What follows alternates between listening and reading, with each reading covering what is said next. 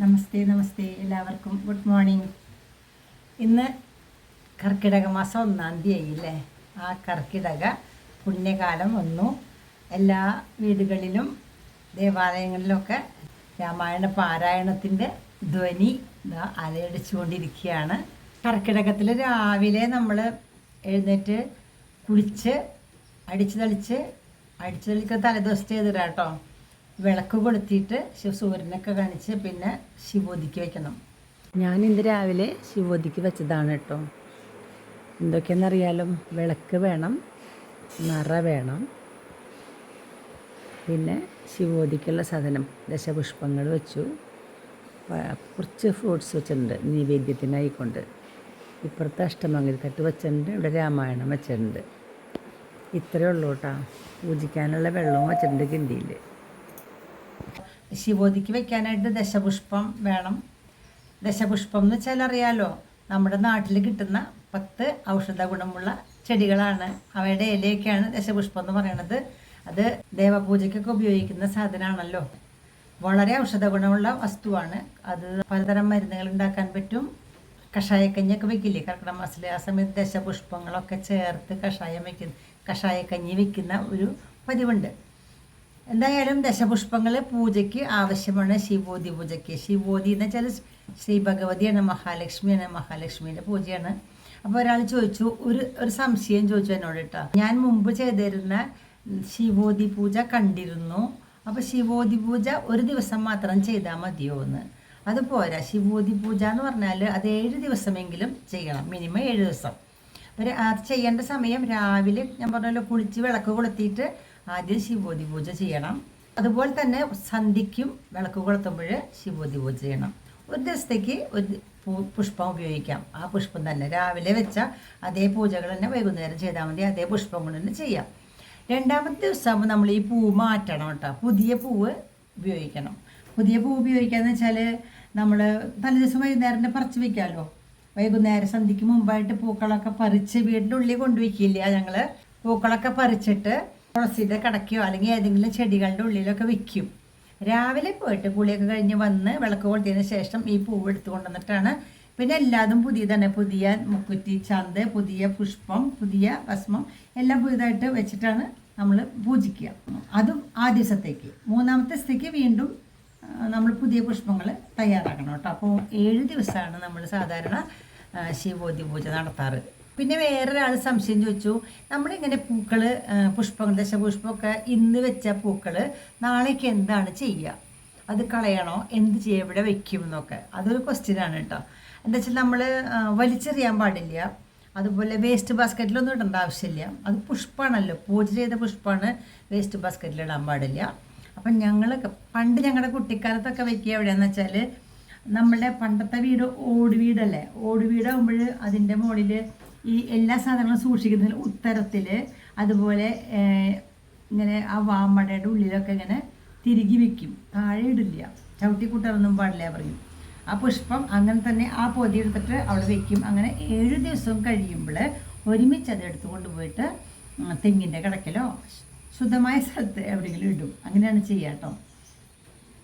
ഞാൻ ഇടാറ്. ഇപ്പോൾ നമുക്ക് അങ്ങനത്തെ സ്ഥലമില്ല വെക്കാനായിട്ട്. ഇവിടെ മുപ്പിളിയത്തുണ്ട് കേട്ടോ, വെക്കാൻ സ്ഥലമുണ്ട്. പക്ഷേ ഇവിടെ ഇല്ല. അപ്പം ഇത് ഒരു ചെടിയുടെ ഉള്ളിൽ, ചെടിച്ചട്ടിയുടെ ഉള്ളിൽ വെക്കും.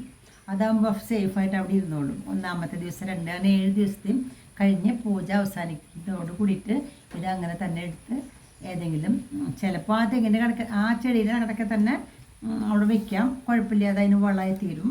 അതല്ലെങ്കിൽ തെങ്ങിൻ്റെ കടക്ക് എവിടെയെങ്കിലും ഇടാം നമുക്ക്. അപ്പോൾ എവിടെയാണ് വെക്കേണ്ടതെന്ന് മനസ്സിലായില്ലേ? പൂജ കഴിഞ്ഞ പൂക്കൾ എവിടെ വെക്കണമെന്ന് മനസ്സിലായില്ലേ? അതുപോലെ തന്നെ എത്ര ദിവസം പൂജ ചെയ്യണമെന്ന് മനസ്സിലായില്ലേ? ദശപുഷ്പം എത്ര എണ്ണം? 10 എണ്ണം ഔഷധ ഗുണമുള്ള പുഷ്പങ്ങളാണെന്ന് പറയാം. ഓരോ പുഷ്പങ്ങൾക്കും ഓരോ ദേവത ഉണ്ടെന്നാണ് പറയുക കേട്ടോ. അതിങ്ങനെ ഞാനിങ്ങനെ പറയാം. അത് ഏതൊക്കെയാണെന്ന് വെച്ചാൽ, ഖർഗയുടെ ദേവൻ ആദിത്യനാണ്. പിന്നെ കൃഷ്ണക്രാന്തി ഉണ്ട്. കൃഷ്ണക്രാന്തി എന്നും പറയും, വിഷ്ണുക്രാന്തി എന്നും പറയും. അതിൻ്റെ ദേവത കൃഷ്ണൻ അല്ലെങ്കിൽ മഹാവിഷ്ണുവാണ്. പിന്നെ തിരുതാളി ഉണ്ട്. തിരുതാളിയുടെ ദേവത മഹാലക്ഷ്മിയാണ്, മഹാലക്ഷ്മി. പൂവാങ്കുരുന്നില എന്ന് പറയും, കുരുന്നില എന്നൊക്കെ പറയും. പൂവാങ്കുരുന്നില, അതിൻ്റെ ദേവത ബ്രഹ്മാവാണ്. കയ്യോന്നി അല്ലെങ്കിൽ കഞ്ഞുണ്ണി എന്നൊക്കെ പറയും. അതിൻ്റെ ദേവത ശിവനാണ് കേട്ടോ. മുക്കുറ്റി എല്ലാവർക്കും അറിയാം. മുക്കുറ്റിയുടെ ദേവത ശ്രീ പാർവതിയാണ്. നിലപ്പന എന്ന് പറഞ്ഞ ചെടിയുണ്ട്. നിലപ്പനയുടെ ദേവത ഭൂമിദേവിയാണ്. ഉഴിഞ്ഞയുടെ ദേവത ദേവേന്ദ്രനാണ്. പിന്നെ ചെറുളയുണ്ട്. ചെറുളയുടെ ദേവത യമദേവനാണ്, ധർമ്മദേവൻ.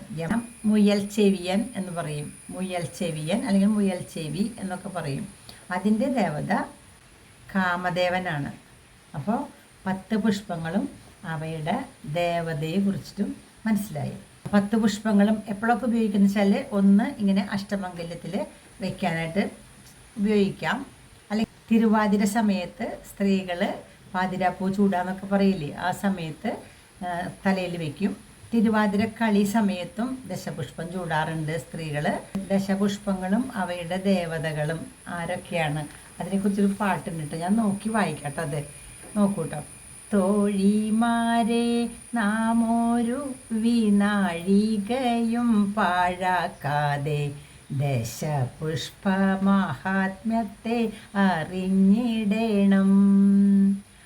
ആദ്യ പുഷ്പം കറുകയ്ക്ക് ആദിത്യനാം ദേവനല്ലോ. രണ്ടാമതായി കൃഷ്ണക്രാന്തി കൊണ്ടൽ വർണ്ണനും. പിന്നെയല്ലോ തിരുതാളി ദേവതയായി മഹാലക്ഷ്മി. നാലാമതായി നാൻമുഖന്റെ കുരുന്നിലയും. കയ്യോന്നിയതഞ്ചാമതും കൈലാസേശൻ ദേവതയും. ആറാമതായി ശ്രീ പാർവതി ചൂടും മുക്കുറ്റി. നിലപ്പന ഏഴാമതും ഉർവിയതിൻ ദേവതയും. അഷ്ടമനാമൊഴിഞ്ഞയ്ക്ക് വിഷ്ടഭേശ്വരൻ. അൻപേഴുന്ന യമരാജൻ. 9 ചെറുളയും. അംഗജനോ ദശമനാം ഒരു ചുഴിയൻ. മുയൽ ചുഴിയൻ തദൈവ എന്നാണ് പാട്ട് കേട്ടോ. ചുഴിയെന്നും പറയാം, മുയൽ ചെവിയൻ എന്നും പറയുന്നുണ്ട്. അപ്പോൾ ഞാൻ ഇന്നത്തെ ഈ കർക്കിടക മാസം 1-ാം തീയതി തന്നെ നമ്മൾ ശിവോതി വെച്ചു. ശിവോതിക്ക് എത്ര പുഷ്പങ്ങൾ വേണം, അത് ഏതൊക്കെയാണ്, അതിൻ്റെ ദേവതകൾ ആരൊക്കെയാണ്, അതിൻ്റെ ഒരു പാട്ടും പാടി. പിന്നെ നിങ്ങൾക്ക് എൻ്റെ ഇപ്പോൾ ഞാൻ വെച്ചിട്ടുള്ള എൻ്റെ ശിവോതി നിങ്ങൾ കണ്ടു. പിന്നെ ഇനി രാമായണം വായിക്കുക എന്നുള്ളതാണ് അടുത്തത്. രാമായണം പൂർണ്ണമായിട്ടും വായിച്ചെത്താനായിട്ട് 31 ദിവസമാണ് കർക്കിടക മാസത്തിൽ ഉണ്ടാവുക. എന്തായാലും 31 ദിവസം കൊണ്ട് കറക്റ്റായിട്ട് അത് ഡിവൈഡ് ചെയ്തിട്ട് വായിക്കുക എന്നുള്ളതാണ്. പൂർണ്ണമായിട്ടും വായിച്ച് തീർക്കുക എന്നുള്ളതാണ് ഞാൻ ചെയ്യാറ്.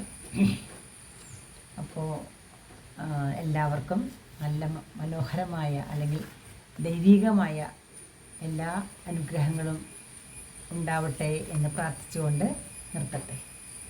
എല്ലാവർക്കും കർക്കിടക മാസ ആശംസകൾ. നന്ദി, നമസ്കാരം.